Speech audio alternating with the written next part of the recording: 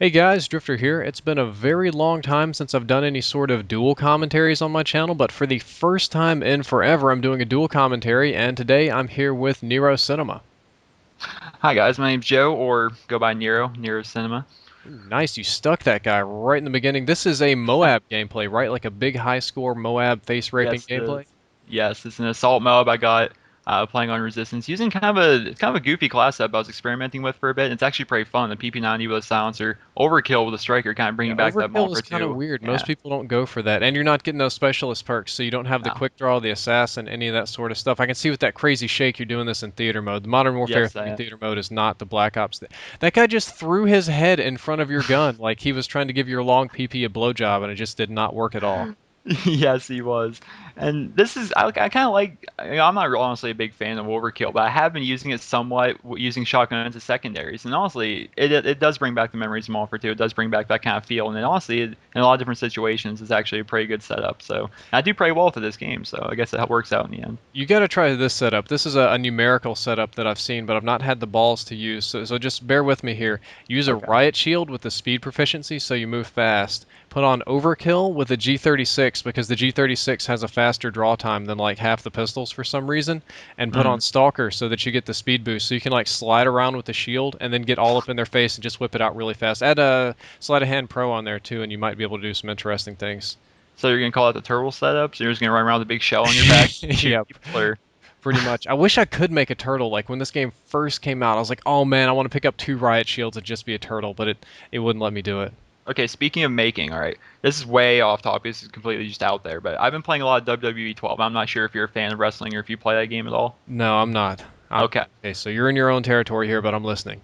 they have a complete, fully customizable character that you can play with online and whatnot. And when, if ever, is Call of Duty gonna have a fully customizable character? Someone you customize the way he looks for each faction you can join. You know, SAS, African Militia, Well, Task that's Force like One. some Halo stuff. What you'd have to do is you'd have to like rebuild the character models from the ground up and change the game coding and stuff. And in Call of Okay. Duty, they're really skeptical about this because even those minor cosmetic changes can lead to glitches and exploits.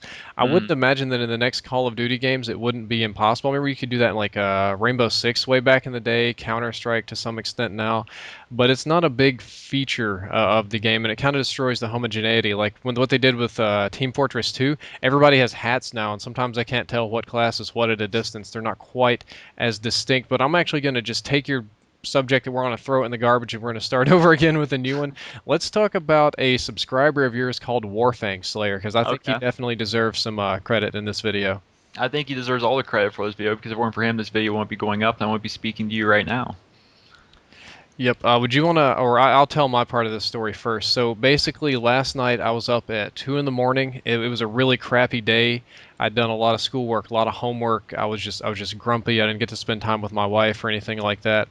And I'm going through my inbox while a video is running. I get a message from Warfang Slayer, and it's like, dude, check out this commentator. You should totally do a dual commentary with him because he's a nice guy. And that was the short version. But he said a boon, like do me a boon. And I was just thinking about the Sandman comics by Neil Gaiman, where they do nothing but talk about boons and stuff. So it's like, okay, this strikes my fancy. I'm gonna look at this Nero Cinema guy and see what he's up to. And this was a day where people had been spamming me really bad stuff, just like check out my elite montage and shout me out. And the dude's like recording with his iPhone, going like singing his own music, terrible stuff.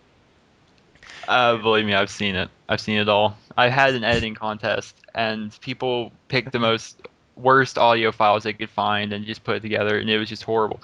But back to Wolfgang, that's Yeah, crazy to me how this whole thing transpired. That a subscriber would go out of his way to send someone else a message saying, "Hey, you should check out Nero Cinema." He doesn't have a whole lot of subscribers, but he won't admit it, but he does want more. And I think yeah. you should at least or you guys should make a video together because you two are my favorite commentators. And that's crazy to me that us two have one guy in common that likes us that much. He wants to see a video between the two of us. When we're Yeah. two completely different commentators, two completely different channels. Not entirely different. I mean, some of the subjects we talk I about, think we're like similar, it's close enough. I right? We're wouldn't say similar in the it's content that we post, but two different people, obviously. yeah, but he sent me to your channel, and normally when I do this, even when it's from other subscribers, the channel is not good. But so I was like, okay. The first video I clicked on, like I looked at your thumbnails, and I'm like, Modern Warfare 3 hacked, and I'm like, oh god, this is going to be the biggest failed channel I've ever seen in my life. But I took a look and I actually liked your videos. You had some what I do honest commentaries on my channel, just like sit down and talk about things, life and whatnot. You did the same thing. It was really Hmm. good. The content was good. The video looks good. It's edited. I mean, you know what you're doing here, and I definitely think you could use some more love on your channel. So I'm like, all right, let's do this dual commentary. You responded, but the cool thing is that a subscriber just up and did this on their own, and it happened to me plenty of times too. Hmm. Other You're talking about subscribers that. put me in contact with Pwn Star for Hire. Since I'm kind of an out community guy, like I don't know about Call of Community unless Aviator bothers me on Skype about it, or half of these other big tournaments and events. If subscribers don't tell me about it, I have no clue what's going on. So my only news source for all these big events and whatever is subscribers. Like they're telling me the dates, all these things they want me to go to. So it's really cool that people reach out like that in a a lot of people's like, hey, do a dual com with me just because. But it's awesome when people reach out of altruistic motives. Exactly. And this kind of plays in the whole thing of how, obviously, I'm sure you've heard that Hutch basically left Machinima is leaving YouTube yesterday. And Hmm. I was thinking about all the different commentators that I wouldn't know if it weren't for him doing dual comms, kind of like we're doing right now, like Only Use Me Blade, C Nanners, Woody's Gamer Tag, Wings of Redemption, all those people I would not have known if it were not for dual comms he did with Hutch. And then obviously, the people from your channel would not know of me, obviously from the dual com.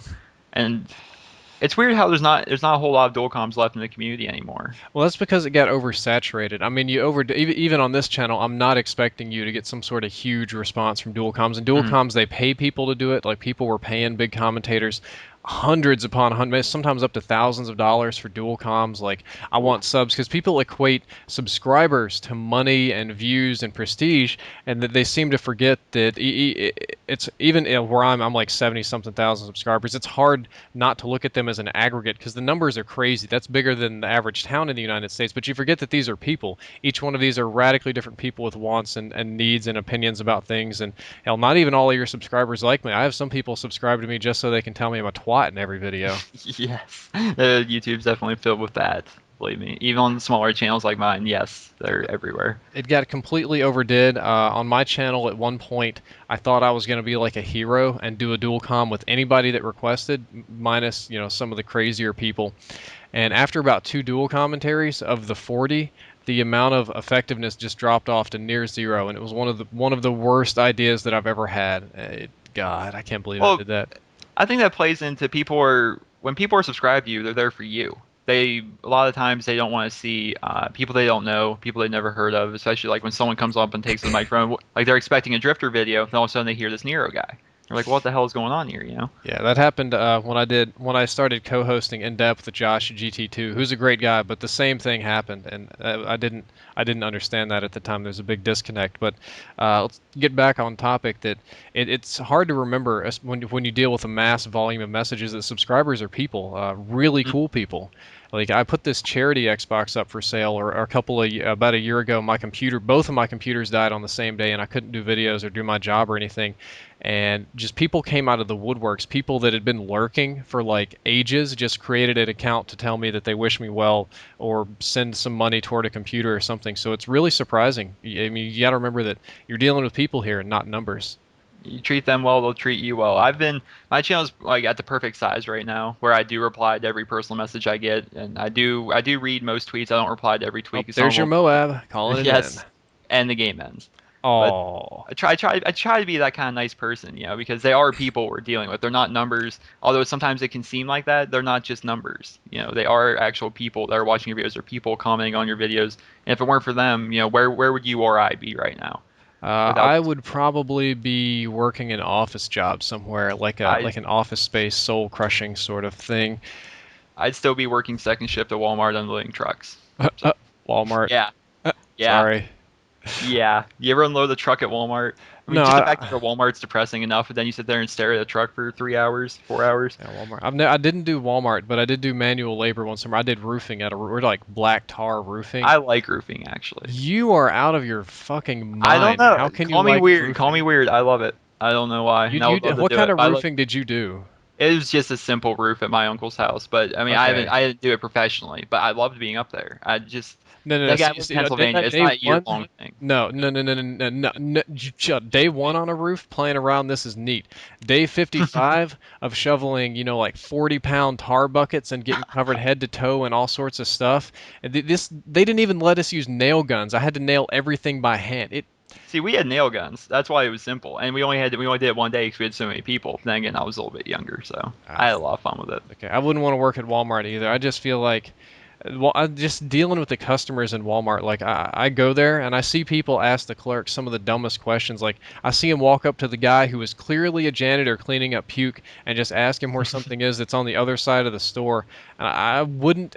Please tell me that at some point during your unloading of trucks that somebody came around back and was just like, "Yeah, I give you $50 for that crate over there."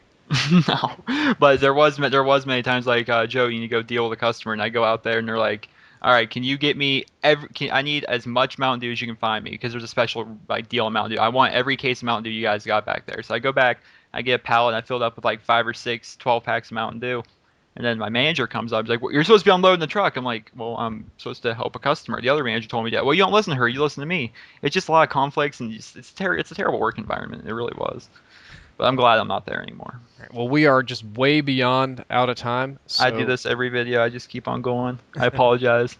it's not a problem. So, all right, guys, on my channel, if you're interested in checking Nero out, there's a link on the screen. You can click it. It'll take you to his channel, open it up in a new window down there in the description for mobile viewers. I'm not telling you to all flood and subscribe to Nero because that doesn't do him any good. Just check out his channel, and if you like it, stick around. That's all I can ask. All right. Thank you guys for viewing the video, and thank you, Drifter, for having me on.